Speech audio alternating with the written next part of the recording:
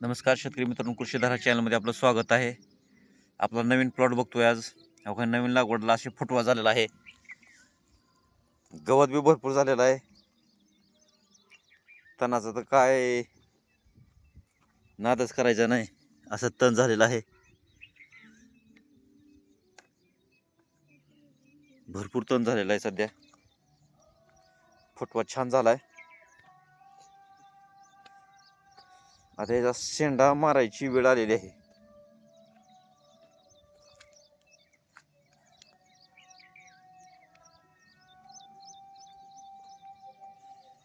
शेंडा याला मारून घ्यावं लागते आता.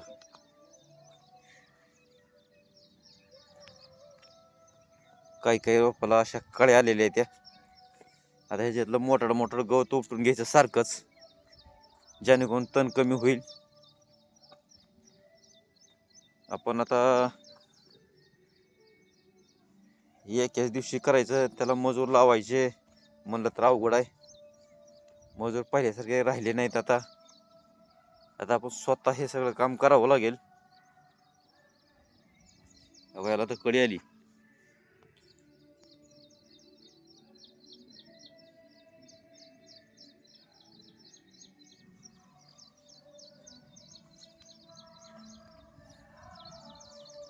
अशा पद्धतीमध्ये मित्रांनो आपण काय केलं माहिती आहे का, 5x3 वर गुलाब लावला बघा मित्रांनो.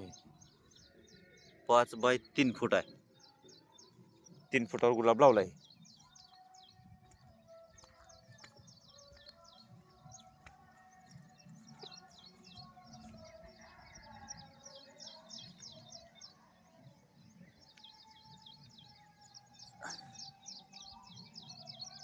पाच बाय 3 वर हा गुलाब लागवड केली आहे.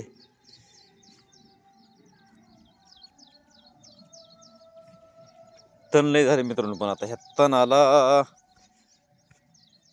आता तणनाशक तर ह्याच्यामध्ये आपल्याला फवारता येत नाही.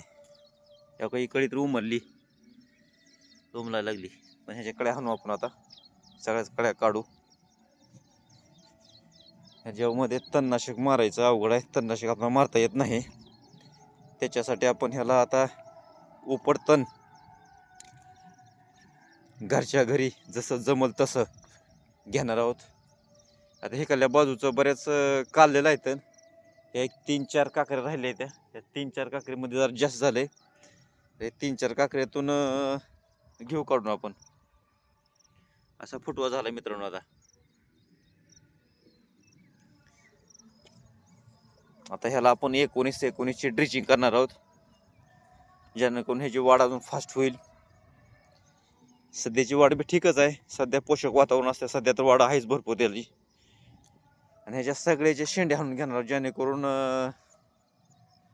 जरी शेंडे हाणले तर फुटवा जास्त होईल. कारण आपल्याला सगळ्यात महत्त्वाचं खालून फुटवा करणं गरजेचं आहे. खालून फुटवा पाहिजे याचा. आणि बऱ्यापैकी आहे आता सध्या तरी मित्रांनो, काय अडचण तर नाही याला.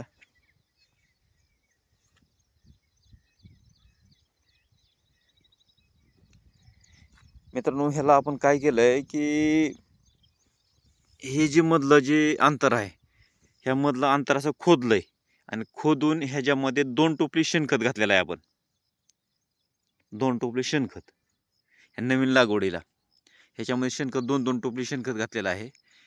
आणि ह्याच्यामध्ये आपण शेणखतामध्ये आता कंपोस्ट मिक्स केलं होतं. कंपोस्ट बी त्यात मिक्स करून घातलेलं आहे. कंपोस्ट म्हणजे आपल्या कारखान्याचं जी मळी मिळते ती मळी, हे दोन्ही मिक्स करून ह्याच्यामध्ये घातलेलं आहे आपण. आता ह्याला आपण 19 ची पहिली ड्रिचिंग करणार होतो. आतापर्यंत त्याला कुठे ड्रिचिंग केलेली नाही. सॉरी, ह्युमिकची केलेली आहे. ह्युमिकची एक ड्रिचिंग केलेली आहे. आता 19 ची ड्रिचिंग करायची. आणि ह्याच्यानंतर बरोबर 8 दिवसानं 13-40-13 एक ड्रिचिंग करून घ्यायची. आणि 13-40-13 झाल्याच्या नंतर परत दुसरे 8 दिवसामध्ये ह्याला आपण